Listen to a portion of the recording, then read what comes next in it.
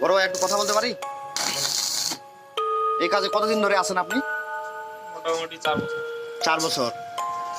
আচ্ছা, এই কাজ তো অনেক ঝুঁকিপূর্ণ, তারপরে এই কাজ করতেছেন যে? অতটা ঝুঁকিপূর্ণ না। মানে আপনার লাইফের কোনো এক্সপিরিয়েন্স আছে? বলতে কি মানে কি ঝুঁকিপূর্ণ বলতে শখ এইগুলা তো হয়ে থাকে। না না, পুরা সকার মধ্যে কোনারাই মনে হয় কোনো ব্যতিক্রম বশত যদি ভুলবশত যদি হাত চলে যায় হাত চলে যায়।